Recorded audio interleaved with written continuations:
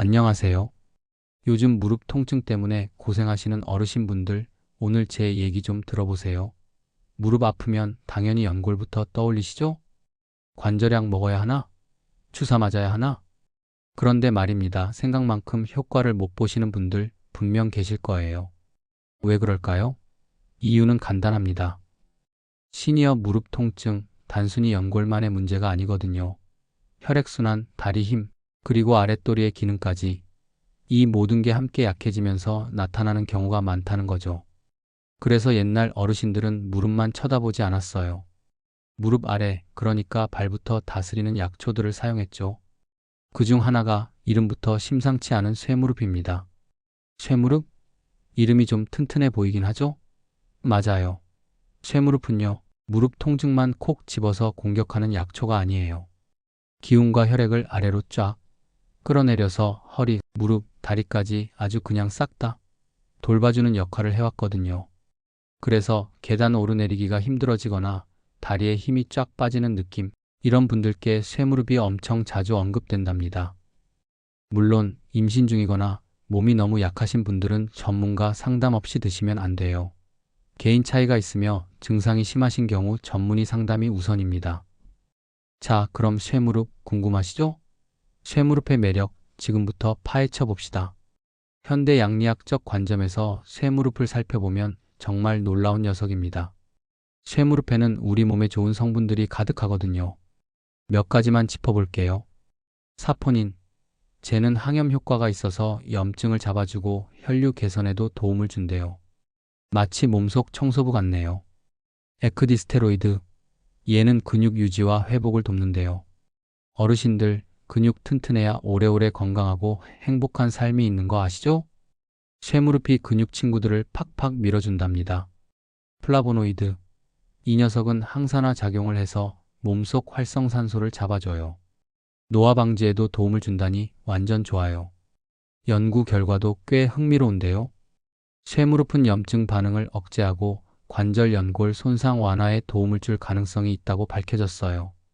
게다가 근육 위축을 예방하는 데에도 효과가 있다고 하니 쇠무릎은 정말 무릎 아픈 분들께는 필요한 존재인 것 같아요.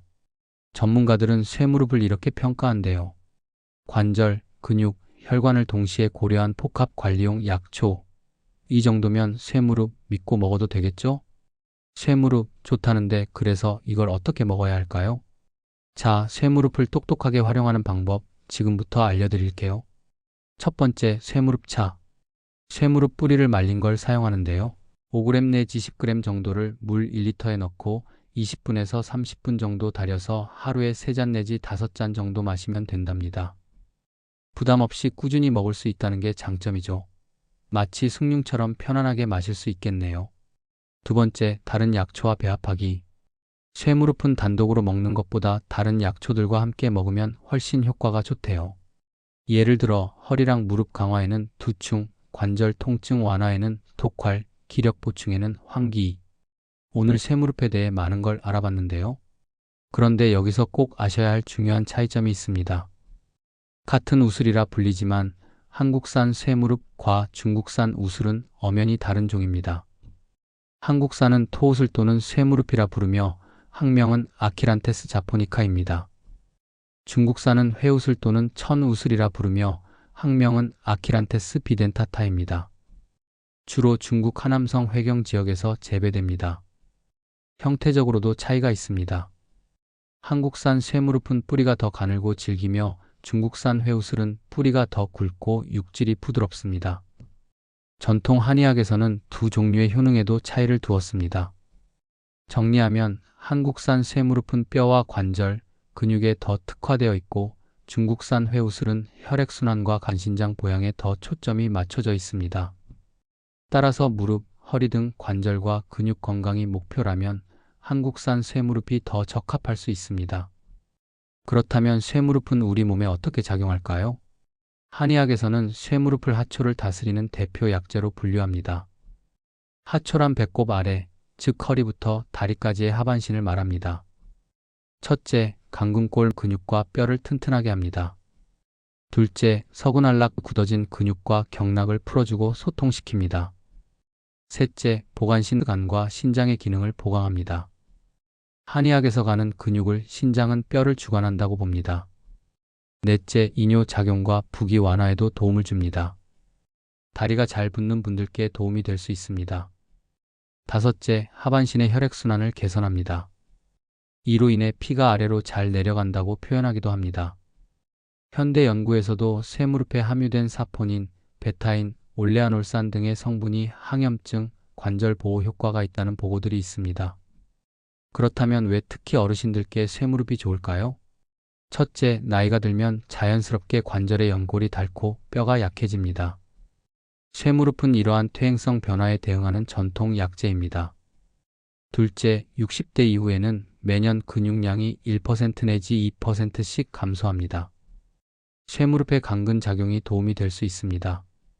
셋째, 어르신들은 혈액순환이 원활하지 않아 손발이 차거나 저림을 느끼시는 경우가 많습니다. 넷째, 다리가 자주 붓거나 무거운 느낌이 드는 것도 흔한 고민입니다. 쇠무릎의 이수 작용이 이를 돕습니다. 무엇보다 쇠무릎은 허리, 무릎, 다리를 함께 돌봅니다. 하체 전체를 아우르는 약재이기 때문입니다. 계단 오르기, 산책, 손주와 놀아주기, 이런 일상의 작은 움직임들이 다시 즐거워질 수 있습니다. 이제 쇠무릎을 어떻게 드시면 좋은지 알아보겠습니다. 차로 드시는 건 앞에서 언급하였고, 이제는 환과 술에 대해 알려드릴게요. 분말을 꿀과 섞어 환으로 만들어 드시면 휴대와 복용이 편리합니다. 술을 드시는 분은 쇠무릎을 담금주로 만들어 소량씩 드시기도 합니다. 약 3개월 정도 숙성시킵니다. 하루 한 잔 내지 2잔이 일반적입니다. 다만 모든 약재가 그렇듯 주의하셔야 할 점도 있습니다. 혈액 응고에 영향을 줄 수 있어 수술 예정이시거나 출혈 경향이 있는 분은 의료진과 상담하세요. 과유불급입니다. 권장량을 지켜 적당히 드시는 것이 중요합니다. 특히 기존에 드시는 약이 있거나 만성 질환이 있으신 분은 반드시 한의사나 의사 선생님과 상담 후 드시기 바랍니다. 정리해드리겠습니다. 쇠무릎은 수천 년간 검증된 하초 보양 약재입니다.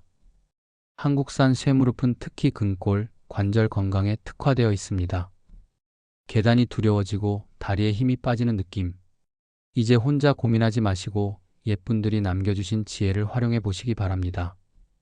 오늘 영상이 도움이 되셨다면 구독과 좋아요 부탁드립니다. 건강한 하루 되세요. 그럼 다음에 또 다른 정보로 찾아올게요.